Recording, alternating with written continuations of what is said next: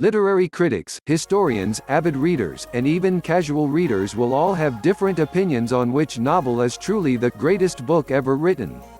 Is it a novel with beautiful, captivating figurative language? Or one with gritty realism?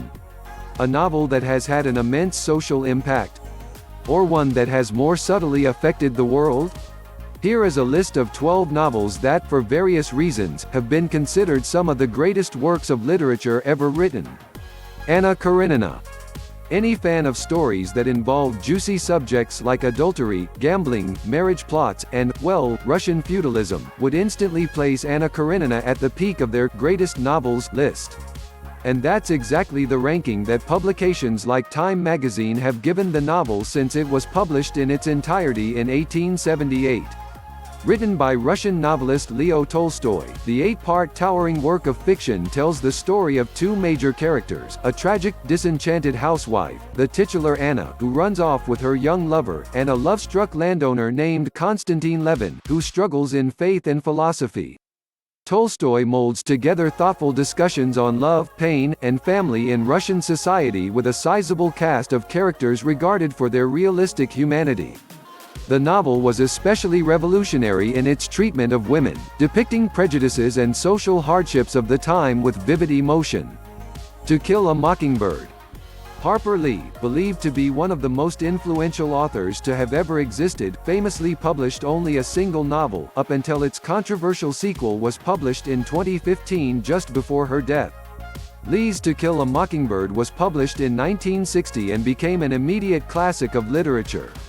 The novel examines racism in the American South through the innocent wide eyes of a clever young girl named Jean Louise Scout Finch. Its iconic characters, most notably the sympathetic and just lawyer and father Atticus Finch, served as role models and changed perspectives in the United States at a time when tensions regarding race were high. To Kill a Mockingbird earned the Pulitzer Prize for Fiction in 1961 and was made into an Academy Award-winning film in 1962, giving the story and its characters further life and influence over the American social sphere. The Great Gatsby. F. Scott Fitzgerald's The Great Gatsby is distinguished as one of the greatest texts for introducing students to the art of reading literature critically, which means you may have read it in school. The novel is told from the perspective of a young man named Nick Carraway who has recently moved to New York City and is befriended by his eccentric nouveau riche neighbor with mysterious origins, Jay Gatsby. The Great Gatsby provides an insider's look into the jazz age of the 1920s in United States history while at the same time critiquing the idea of the American dream. Perhaps the most famous aspect of the novel is its cover art, a piercing face projected onto a dark blue night sky and lights from a cityscape, an image that is also found, in a slightly different configuration, within the text itself as a key symbol. 100 Years of Solitude. The late Colombian author Gabriel García Márquez published his most famous work, 100 Years of Solitude, in 1967. The novel tells the story of 7 generations of the Bundia family and follows the establishment of their town Macondo until its destruction along with the last of the family's descendants. In fantastical form, the novel explores the genre of magic realism by emphasizing the extraordinary nature of commonplace things while mystical things are shown to be common. Márquez highlights the prevalence and power of myth and folktale in relating history and Latin American culture. The novel won many awards for Márquez, leading the way to his eventual honor of the Nobel Prize for Literature in 1982 for his entire body of work, of which 100 Years of Solitude is often lauded as his most triumphant. A Passage to India. E. M. Forster wrote his novel A Passage to India after multiple trips to the country throughout his early life. The book was published in 1924 and follows a Muslim Indian doctor named Aziz and his relationships with an English professor, Cyril Fielding, and a visiting English schoolteacher named Adela Quested. When Adela believes that Aziz has assaulted her while on a trip to the Marabar Caves near the fictional city of Chandrapur, where the story is set, tensions between the Indian community and the colonial British community rise. The possibility of friendship and connection between English and Indian people, despite their cultural differences and imperial tensions, is explored in the conflict. The novel's colorful descriptions of nature, the landscape of India, and the figurative power that they are given within the text solidifies it as a great work of fiction. Invisible Man. Often confused with H.G. Wells's science fiction novella of nearly the same name, just subtract a the. Ralph Ellison's Invisible Man is a groundbreaking novel in the expression of identity for the African American male. The narrator of the novel, a man who is never named but believes he is invisible to others socially, tells the story of his move from the South to college and then to New York City. In each location he faces extreme adversity and discrimination, falling into and out of work, relationships, and questionable social movements in a wayward and ethereal mindset.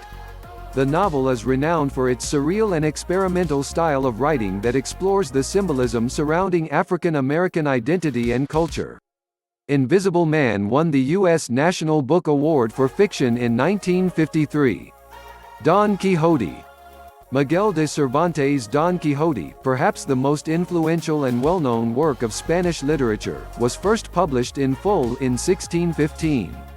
The novel, which is very regularly regarded as one of the best literary works of all time, tells the story of a man who takes the name Don Quixote de la Mancha and sets off in a fit of obsession over romantic novels about chivalry to revive the custom and become a hero himself.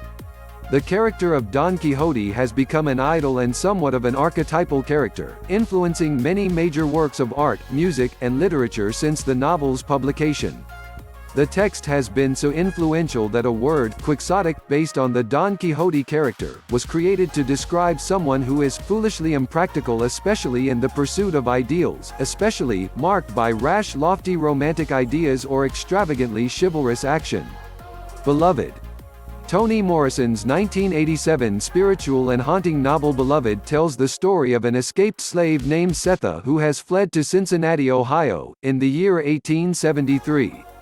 The novel investigates the trauma of slavery even after freedom has been gained, depicting Setha's guilt and emotional pain after having killed her own child, whom she named Beloved, to keep her from living life as a slave. A spectral figure appears in the lives of the characters and goes by the same name as the child, embodying the family's anguish and hardship and making their feelings and past unavoidable. The novel was lauded for addressing the psychological effects of slavery and the importance of family and community in healing. Beloved was awarded the Pulitzer Prize for Fiction in 1988. Mrs. Dalloway.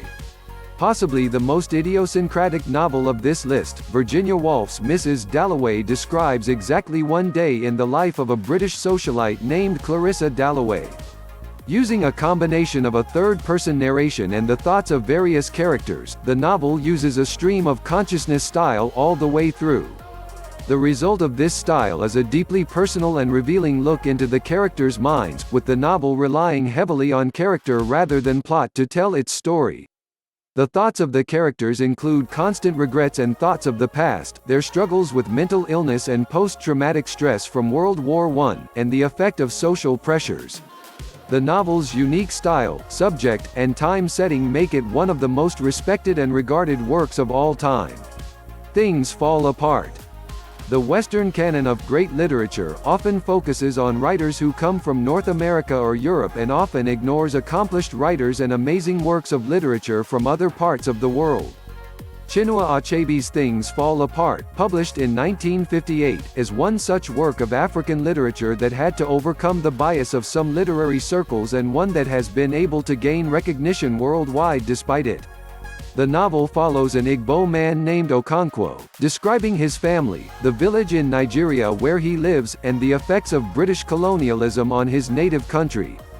The novel is an example of African post-colonial literature, a genre that has grown in size and recognition since the mid-1900s as African people have been able to share their often unheard stories of imperialism from the perspective of the colonized. The novel is frequently assigned for reading in courses on world literature and African studies. Jane Eyre. Charlotte Bronte's Jane Eyre, another novel often assigned for reading in school, was initially published in 1847 under the pseudonym Currer Bell to disguise the fact that the writer was a woman. Fortunately, a lot has changed with regard to women in literature since 1847, and Brontë now receives the credit she deserves for one of the most groundbreaking novels about women in history. At a time when the author felt compelled to hide her true identity, Jane Eyre provided a story of individualism for women. The novel's eponymous character rises from being orphaned and poor into a successful and independent woman. The work combines themes from both Gothic and Victorian literature, revolutionizing the art of the novel by focusing on the growth in Jane's sensibility with internalized action and writing. The Color Purple. Though the epistolary novel, a novel in the form of letters written by one or more characters, was most popular before the 19th century, Alice Walker became a champion of the style with her 1982 Pulitzer Prize and National Book Award-winning novel The Color Purple. Set in the post-Civil War American South, the novel follows a young African-American girl named Celie into adulthood in letters she writes to God and to her sister Nettie. Celie faces sexual abuse by her father and eventually her husband, chronicling her own suffering and growth as well as that of her friends and family. The novel explores themes of sexism, racism, gender, sexual orientation, and disability through its grouping of disadvantaged and damaged characters who, over time, grow to shape their own lives. The story was adapted into an Academy Award-nominated film in 1985 that, despite widespread critical acclaim, was notoriously snubbed of all 11 awards it was nominated for. This were the 12 novels considered the greatest book ever written. You will find in the description below the links to buy this books. Let me know in the comment about your favorite one. If you enjoyed this video and would like to see more, remember to hit that subscribe button and activate the alarm bell to receive all new videos. And if you want to follow me on my social media, the links are down below. youtube.com/cyphergodseye, facebook.com/cypher.godseye, instagram.com/cyphergodseye, twitter.com/cypherseye, cyphergodseye.blogspot.com.